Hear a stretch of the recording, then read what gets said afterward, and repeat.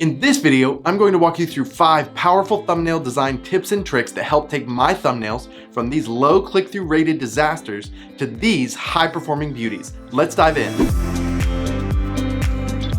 Hey, I'm Daniel, and welcome to Uscreen Health and Fitness, the best place for personal trainers, yoga instructors, brick and mortar studio owners, and more to learn how to grow their business online. Thumbnails are one of the first points of contact you have for new and returning visitors to your videos. The other point of contact is your video title. But most people will look at your thumbnail before they ever read the title of your video. In fact, thumbnails are the entry point to all video content online. This means thumbnails are arguably the single most important thing on your channel, followed closely by your titles and the content itself. If your thumbnails don't entice people to click, then you're not getting views. It's very simple. While thumbnails are incredibly important for any video content, I need to make a distinction. The majority of this video will discuss thumbnails as it relates to YouTube content. However, at the end of this video, we'll spend some time discussing thumbnails for your video streaming website. While there are some similarities between YouTube and your on-demand content, there are also some critical differences you need to consider as you create thumbnails, so be sure to stick around to the end of this video. Let's start by discussing something very important. Don't ever rely on a screenshot from your videos to be your thumbnail. That's how you end up with embarrassing images like this. On YouTube, you have to have a verified account in order to access the custom thumbnail upload feature. It's easy to unlock this feature, so just do the couple steps it takes to verify your account so we can avoid the awkwardness of ridiculous faces on your thumbnails. Now, when it comes to YouTube, the statistic you'll want to pay attention to is your click-through rate, or CTR. The CTR is what percentage of your impressions turn into views. So how often do viewers watch your video after seeing your thumbnail? According to YouTube, your CTR is often highest right after your video is uploaded, as your most passionate fans see the video. As a wider audience gets exposed to your video, it's normal to see the CTR decrease. The average click-through rate on YouTube is between 2 and 10%. This range gives us something to aim for on the high end and allows us to have something to judge our statistics against. Now, you might think that beautiful looking thumbnails are the most effective, but if you spend any amount of time on YouTube, you know that's not true. There are some really ugly thumbnails on YouTube that have a very high CTR. Sometimes simple, ugly, and clear will get more clicks. He is a loathsome, offensive brute. Yet I can't look away. But this is actually great news for you and me because it means you don't have to be a professional designer in order to make effective thumbnails on YouTube. I'll be the first to tell you that I'm not a professional designer and the thumbnails I create could always be better. In fact, somewhat often I'll create a thumbnail and it will completely and totally flop. I have some that are well under 2% click-through rate. Ruh-roh. The good news is that you can always update your thumbnails. So not if, but when you have a thumbnail that falls flat on its face with your audience, you can go back to the drawing board. The better news is that you can follow a few powerful principles to rework your thumbnails. In the rest of this video, I'll start simple and work up to our best tips, so be sure to stick around to the end. If you add any visuals to your thumbnails, they need to be easily identifiable. If you're going to talk about pizza, then don't use a picture of a lunch spread with a pizza alongside a bunch of other dishes and foods. You can still use that same image, but lean into the pizza in the image and really make sure it's the focal point of your visuals. This way, when people are looking at YouTube video recommendations on their phone, they're not squinting to see what's happening in your thumbnail and can instead immediately recognize the mouth-watering appeal and tap it because everyone loves some pizza. Not every thumbnail needs text. If you can get your message across with just visuals and no text in a way that clearly communicates what viewers can expect in the video and entices them to click, then you should do that. However, text can be used to enhance the message being delivered with your visuals. I use text on most of our thumbnails because in combination with our video titles, it can give a very clear picture of the value provided in the video and why people should watch. If you're going to use text, it should be limited to a small amount of words so people can quickly comprehend. The text should be easy to read at both big and small sizes. While you might be creating your thumbnail on a large computer screen, most video content on YouTube is consumed on mobile. That means people have to be able to read your text in a smaller size on their phone. In fact, one of the things that I do is that I'll open YouTube on my phone and take a screenshot with a few thumbnails visible. I'll then import that into my photo editing software and I'll actually put my thumbnail on that screenshot of YouTube so I can get an idea of what my thumbnail would look like in the wild. This is one of my final tests before I decide to settle on a thumbnail or keep making design tweaks, and it may be worth adding to your workflow as well. Use color. Life is better in color. In fact, now that I think about it, I'm not sure I've ever seen a black and white thumbnail on YouTube, and that's for good reason.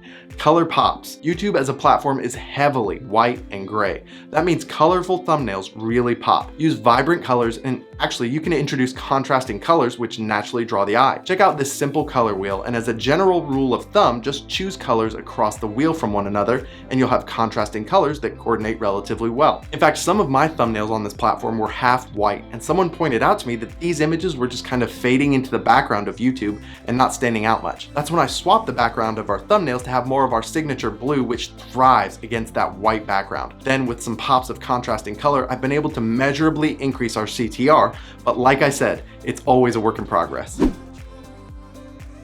People are drawn to other people. Thumbnails with faces on them tend to generate more clicks than thumbnails without faces. Don't use a face if it's not applicable to your videos, because viewers may then feel misled or deceived and might be more likely to click off of your video. When you use faces, make them prominent rather than hiding them in the background.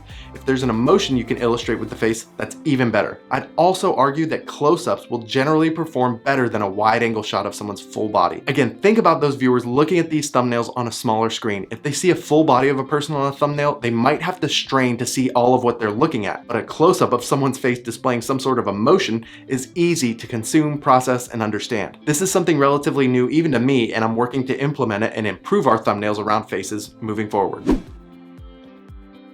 This might be one of the most important tips in this entire video, so listen up. Do not give away your entire video in your thumbnail. Pique our curiosity. Why should we want to watch more of your video? This is where creators like Mr. Beast do an amazing job with their content. I'm tempted to click on most of his thumbnails even before I read the titles of his videos, because I'm so curious to see if this is for real. Did he really give people $10,000 to eat at his restaurant? What did this little kid spend all that money on in such a short amount of time? If your thumbnails can get people curious and asking themselves questions about your content, you can get more clicks on your videos. Actually, for fitness content specifically, this is why before and afters are more effective than just an after picture of you with abs. People are curious to see what you used to look like and what you look like now, and what happened in between to make all of that happen. Use that curiosity. Here are just a few quick power tips that I wanted to share with you that should be helpful. In the Western world, we read and look at things from left to right, top to bottom. You can use that pattern expectation to create better thumbnails. Think of your thumbnails like a puzzle. The top left corner is the first piece of the puzzle, and its job is to keep people looking at the thumbnail. Grab their attention, then work to keep it so they look at it and process your entire image, not just one piece of it. Another power tip is that you should consider changing the perspective. This is done on YouTube all the time to draw the eye. That Mr. Beast thumbnail with the little kid and the credit card is a great example. It has no text and simply shows a little boy looking wide-eyed at a credit card being held up to him. The way that image is lined up makes it seem like the credit card is as big or bigger than the boy's head, but we all know that's not true. Credit cards are pretty small, so the perspective has been shifted here to draw your attention and eyes to the right place at the right time. How can you use that to make your thumbnails clearer and more enticing? The last power tip I want to share is something I've mentioned throughout this video, and that is to just keep things simple. This is important for all of us because viewers need to be able to quickly process what your thumbnail is communicating. It's even more important if you don't have much design experience. Have one thing that drives your viewers' eyes in your thumbnail. Keep things clear, reduce the clutter, and you're on your way to successful thumbnails.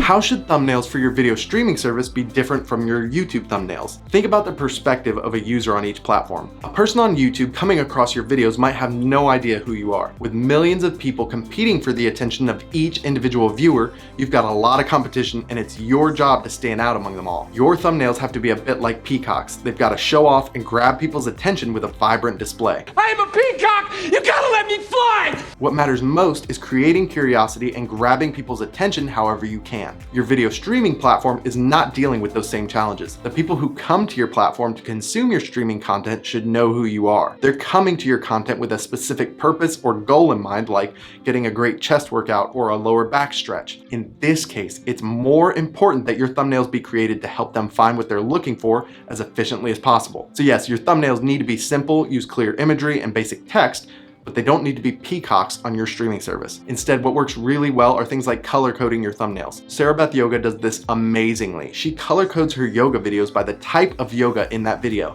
Pink is power yoga, blue is hatha, etc. This makes her content so ridiculously easy to navigate and understand. Her thumbnails also use text very efficiently. For almost all of her videos on her streaming website, you don't even have to look at the title of the video to know and understand what you're gonna get out of that video. The thumbnail gives you everything you need. That's a great goal for your thumbnails on your video streaming website. If you're ready to learn how you can make beautiful thumbnails for free with your phone, then be sure to click the video over there to watch that next.